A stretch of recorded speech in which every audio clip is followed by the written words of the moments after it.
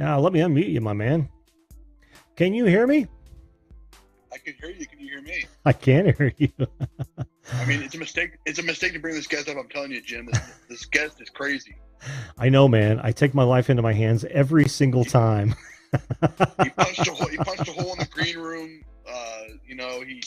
He is harassing the guest constantly. Oh wait, am I on? Oh man. Yes, Whoops. you're live. You are live, man. I know. I knew I was live the whole time. Be nice to those people in the green room.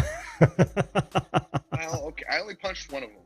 Oh, well, okay. Well, if it's just one. I asked for the jumbo shrimp. Oh, well, man. I tell you, I just can't. You just can't get good caterers anymore.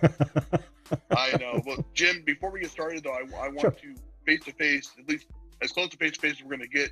Thank you for your years of service. Oh. It's much appreciated by me, my friend. Thank you. It really is. Thank you so much. Much appreciated by everyone else. I mean, you and everyone else sacrificing, your life and your time, gives us what we have today. We're here doing a show here. We're doing YouTube and doing what we want to do. Yeah. It wouldn't be possible without all the troops that are still fighting and many that have died. You're absolutely right, my friend. You're absolutely right. And thank you so much for that, Herman. Thank you. Yeah, I appreciate that. Oh, no problem. Did you get to see the show last night? I got to see a little bit of it last night. If I could talk to you easier. I caught bits and pieces of it is what I'm trying to say. Wow. Okay. I guess talking's not a fun thing to do.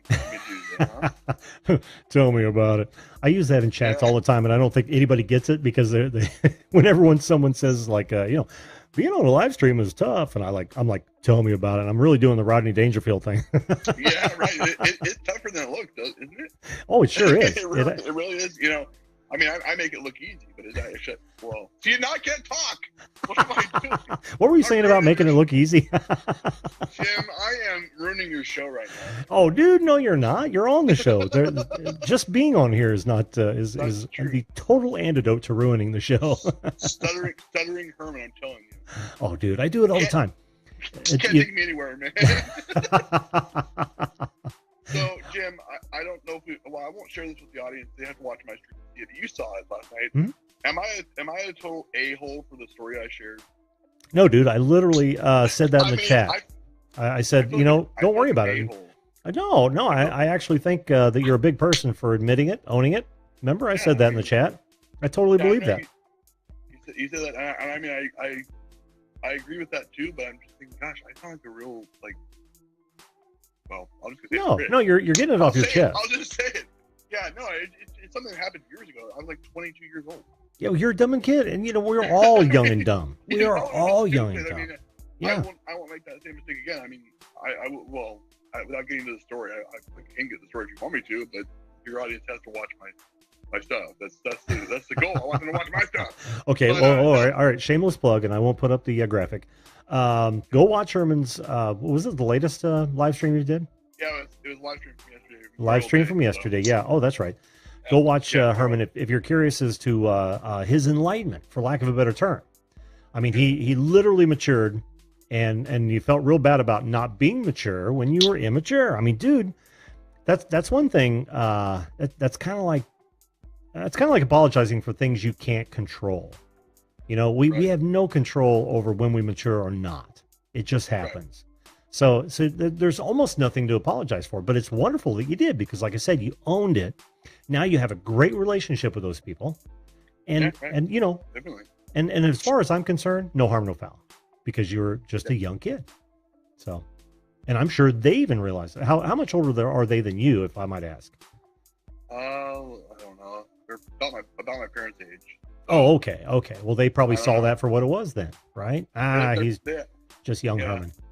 I mean, heck, well, I won't tell the story. Dang it, I want to tell the story now, but I mean, no, save it for so that they'll go over there and watch your live stream. You should put up the graphic and say "shameless plug." I don't even know. I know. That's like I said. I didn't have my shameless plug. Herman's plugging himself. I mean, that's even worse. Never mind. Nope, that went bad really fast. I know. I realized it right when I said it. Oops. Is there a delay on this thing? No, there is not. Oh my Yeah, well, it's not that bad, Jim. We'll just move No. on. No. Well, why don't we move on to the topic at hand here? Which is Yeah, sports, yeah. which I Tell us what kind of sports you were involved in as a youngster. love. Well, when I was young, I was involved in football and basketball, and of course, it started with basketball. I actually played in a. It was like similar to the Special Olympics type thing, kind of a league. It was really fun, though. By the way, it was really fun. I played with my best friend Jeremiah. He's a good. I call him kid. He's about the same age as me, but I call him a kid anyway. And Sure. he was a good guy. And I'm not going to offend the audience when I say this, but this is a clinical term, so everyone please bear with me. He's mildly retarded, but that's not a bad thing. I'm not saying that. I'm not saying that in a bad way at all. No. So please, anyone out there, please don't think I'm insulting people. I never agreed with the elimination of that word. I mean, Yeah, I mean, if that word's used derogatorily, then it's a bad word. But I'm using it in a clinical way. Yeah. And he's my best friend. And I love the guy. So he said, "Hey, you want to play basketball with me, man?" I'm like, "Dude, I'm gonna punk you on the court, man." We're talking trash, of course. Oh yeah. And man, I went up. I scored 30 points in one game. And the coach said, "Hey, did you give the other kids a chance?" I'm like, it's not my fault. I'm good at this. I know, right? I know. But there were some awesome kids. There was a kid named Angel, and he was awesome. He's like, "Come over here, pass me the ball." And it was like the funnest time of my life. So, and I know I'm gonna instantly face hate for the word I just used, but No, you're not. No, you're not. No, screw that, dude. I mean, I shouldn't face hate for it, Jim. No, clinical terms are clinical terms, and people just have to deal with it. And any heat any heat you would receive from that is more a reflection on how they view the world than you. So, screw it. Jim, that's my anxiety coming out there, man. You just saw an episode there. Oh, I know. That's why I told you, man. That's why I told you. Relax. Absolutely relax. Let me answer a question here real fast, Herman, if you would. Actually, Above and Beyond Drones actually says that football and competitive shooting was his sports, but somebody had a question here. Oh, Ben on Adventures. Welcome to the show, by the way. Catfish Terry, welcome to the show. Ben on Adventures asks, Jim, is the whole graphics layout in the bottom all in Zoom or through YouTube? Well, it's neither, actually. I use vMix for my my graphics. And in fact, in case, what I should do, Herman, is what I was doing last night. I should get these on the air. But no, it's through vMix. And I actually create my graphics with Photoshop as PNGs with transparent backgrounds. That way they show up. And that's why you can kind of see through them as well. The transparency is quite low. Okay, go ahead, Herman. What other sports were you involved in, dude? Well, I was also involved in football, and of course, I thought I was like the elite greatest football player in the world, but I really wasn't. But I started late. I started when I was in 8th grade. Oh, okay. 8th grade? No, it was 7th or 8th grade. So I started really late. A lot of kids play, pee-wee football or whatever they call it now. Oh yeah. But I played. Of course, the rule in our league was that we had to play at least 10 plays. Now my coaches didn't let me play 10 plays, but I don't know why. I played maybe like 2 or 3 a game, and my mom finally said, "Hey, let my son play at least 10 plays." And the next week they started me out of pity. So thanks, Mom. Before that, I mean, they did. They started me. They're like, "Okay, you're starting." I'm like, "All right, why? Why would you want to lose today's game?" What position? I would play defensive tackle. Oh, okay. Defensive tackle and offensive or left tackle. So I played on offense and defense, but I actually enjoyed defense a lot more because you get to hit people. Yes. Yeah, you're going after something rather than keeping somebody away. Yeah. Oh, absolutely. Exactly. So I mean, I had probably one of the best games. I had 3 tackles and a sack, and I felt like the king. my friend Marcus comes up to me and he goes, "Oh my gosh, you were a beast." I'm like, and the coaches were like, "Man, we should have put you in sooner." I'm like, "Yeah, no shit." I said that to them. I said that to them. I was like, "Yeah, okay." And then when I got into high school, I tried football and I was okay at it. I didn't start, and these people are not gonna watch your show, so they're not gonna even know I'm talking about them. I'm not talking bad about them though. These kids, well, I should say they were the entitled starters, or what I call them. They were the guys that missed practice all freaking week and still got to start the damn game. And I was there for every damn practice. Yeah. And I didn't get to start one damn game all season long. Not that I don't know how I would have done, but in our homecoming game, my freshman year, of course this was freshman sophomore. We didn't have like a JV. We all like mixed the freshmen and sophomores into like one JV team. Sure. You know, because it was a really small. I went to a really small Christian school of about 100 people at the school. That makes sense. It was very, very small school. So we just had junior varsity and varsity. And homecoming, I had 3 sacks, tackle, and I forced an interception. Oh, cool. And I got the game ball. Oh, very nice. So the highlight of my career, and then after that, it all went to shit. and it only went to crap because my senior year, I got, and I won't tell the story here. I'll tell it maybe another time on my channel. But I got into a really bad car accident, and it broke my collarbone, so I was out for my senior year. But I played basketball in my senior year. Yeah. And I scored 2 points. So wow. You know, it's okay. It's two more points than I thought I was going to score. But oh yeah, awesome. Of course, on the last night of our last basketball game, my mom was late, so I ended up giving the rose that I got for my mom to a girl that I liked. I was like, here. Ah, there you go.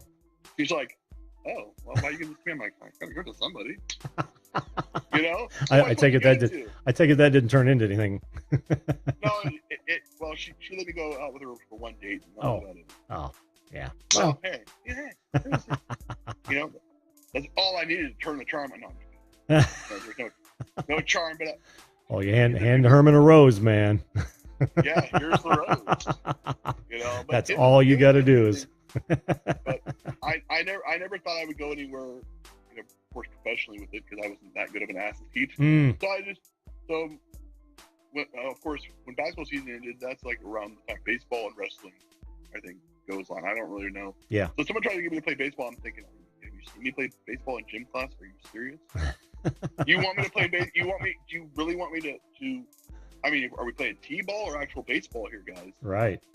So if we're playing t-ball, I can do it, but if we're playing real baseball, I'm screwed. You know? Oh, I hear you. I was never really good at baseball either. I just it's just one of those sports that didn't click with me. And I was one of those weird guys that could go, you know, between, because I ended up as a head, more or less. I don't know what they call them. Oh, yeah. You know, when you were going to school. But I still had a lot of friends in the sporting world because of my early days of doing sports, and I floated between those groups really easily. But it was sex, drugs, and rock and roll and motorcycles that kept me out of sports in high school, pretty much. Because hell, I can remember my gym teachers always asking me, "Well, you gonna wrestle, or are you gonna go into gymnastics? You should," because, you know, I had a knack for that sort of stuff, but nope. Right. I just didn't. Too many other irons in the fire, if you know what I mean. Yeah, definitely. You know, Jim, I actually, when I was playing baseball in gym class, I dove and caught the ball, but then I woke up and realized it was all a dream. Oh, man. But I did actually make an awesome catch like this, though. It was pretty cool. I was like, whoa. You know, I was like, what? How did I do that? I didn't even know how to catch the ball. My mitt was like even half on. I'm like, okay, I caught it. I'm like, and of course I let out a curse word. I was like, oh shit, I caught it. And the teacher was like, what did you say? I was like, I said snitch. Yeah, that's what I said. I'm gonna sit down now. That seems to have been a high school pattern, or maybe even a middle school to high school pattern with you, Herman. What gives? Know. Well, at a Christian school, no less. Yeah, I know, right? You know? You were looking to stand out in a crowd. I know. What were you? Help him. Yeah, what were you in size compared to your classmates? Because you seemed like a pretty built guy. I was a bigger guy. Bigger than most. Yeah. Well, except for there's one guy, his name's Tony. He was about 330 pounds. So I was like, you don't want to mess with him. I'll tell you a quick story about him on the football field. Oh, sure. So, you know, mama jokes are like always running around in those high school days. Yeah. You know, your mama, you know. Oh, yeah. So I'd go around, I'd make fun of my friends' mamas because it was the thing to do, I guess. Mm-hmm. But of course I said, hey, Tony, your mom. He's like, don't say anything about my mom. I'm gonna kick your ass. I'm like, okay. And I was like, okay, I won't say anything again. And so that took one thing. Of course, we did a hitting drill, and I got hit so hard by that guy. He's like, "That's for saying something about my mom." I said, "I only said it once, man." Payback. It was payback. And I tried to hit him, and it didn't work. Like a brick wall. Yeah, I was like, Of course, oddly enough, he was our defensive tackle, and he was our kicker. Oh, really? Wow. Okay, here's how that. Okay, you want to hear how that happened, Jim? Well, can you hang on? Because I want to hit the chat real fast, if you don't mind. There's a lot of new people in here. We've got Easton Music Ministry. Welcome. How you doing? Oh, but she's got to go, or they've got to go. Well, we'll see you again. Let's see who else. Jenny Marseth. How you doing? Glad to see you here. Hey, Jenny. Who else did I see just a minute ago? I did want to miss D90. How are you? Good to see you, bud. Good to see you. You're welcome, Ben on Adventures. I hope that helps. If you guys ever get a chance to check out vMix, they have a free version now. It's awfully limited, but it'll at least get you familiar with it. Oh, and Bill 56 Bel Air. This is a shocker. Raced on quarter mile oval and was always last place. Now that is a shocker. I figured you was a car guy, so that didn't surprise me at all. But dude, I'm sorry, always last place. That Bill's sucks. Awesome. I love Bill. Oh, Bill is great. He's so cool. Live Trip Travels, how you doing? Welcome, guys. If you guys have a question or comment for me, make sure that you do tag me. I see most of you are. That's awesome. Or a question for my guest. And if you guys want to stack up, you're more than welcome to. I'm not trying to push you off, Herman. Just I think not at all. Oh, and Angel Muniz is here. How you doing, Angel? Grandpa Jim. I'm not gonna shake that. It appears. I'm okay with that. I am my grandpa. So, but yeah, that's everyone's welcome to stack up. Oh, what else was I gonna say? Well, and seek and ye shall receive. Only see, Angel's so good. Right? As soon as he pops on, he shuts off that camera, like you did, as a matter of fact, earlier. That's right. When you're first, it doesn't matter because I don't have you live. That's right. And now I'm live. Now we're live. Now you're live. You have the stage, my friend. Oh boy. I don't know what to do with it. I don't know what to do with newfound power, but anyway. Oh, I will. Oh, go ahead. Life Trip Travels actually has a question for you. How do you get the name Herman the Great? Did you tell us the story behind the name Herman the Great? Well, the story behind the name Herman is actually that's my baptized name in the Orthodox Church, and so I just came up with, of course, I just added the Great to it, Herman the Great. So it's really a short story of how it came about. That's okay. And I prove it each and every day. I'm the greatest at everything. There you go. Modesty from Herman the Great. Wait. So humble, aren't I, Jim? You are. I'm the most humble man in America. But you know, it's funny. You really are. I think after watching some of your stuff, you really are kind of a humble guy. You talk a big Herman the Great. Fooled everybody. I got fooled everybody. Yep. Another one fooled. There we go. Check another one off, guys. Man, now I need to watch more of your videos. That or you're just literally pulling the wool over everyone's eyes. Maybe I am. No, dude, you're a big softy. I can tell just from watching your stuff. I try to be. I try to be genuine and kind of caring to everybody. And I think after yesterday's stream, that's the opening that I can take. Think, hey, I need to be more confident now. Instead of being scared. But it's actually therapeutic to get things like that off your chest, is it not? It is. It's very therapeutic, and I use YouTube as my therapy. For those who don't know, I struggle a lot with anxiety and depression, so YouTube is my therapy. Yep. It shouldn't be a stressor. It should be an actual thing that I actually want to do, which I do, by the way. But oh yeah. Well, Herman, big softy, it's been great having you on again. Yeah, of course. Yeah. It's always great to be on here, and it's a pleasure to be on here with you as always. Well, I always enjoy it. I always do. You're a heck of a guy, dude. I could see sitting back and just pounding beers with you one night if you drink. Well, I drink every once in a while. It's occasional. Yeah. Well, I might have a few beers with you. Yeah, me too. Just usually when I'm not on a diet of sorts. So one of these days, man, we'll get together and we'll throw back a few. There we go, Jim. Well, thanks for having me on, and I will sync back into the chat, and I will watch Angel Be Awesome.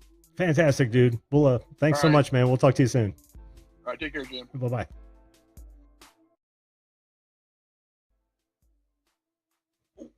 It's over. Did you enjoy that show? Hey, listen, if you want a guest cut just like this, all you've got to do is come on the show. It's as simple as subscribing, ringing that bell, and then watching it. The instructions are right there at the head of every show. You know you want to come on. You know you want a guest cut. You know you want to tell your story. You don't have interviewers beating down your door. So join us at the video call-in show. We'll see you live.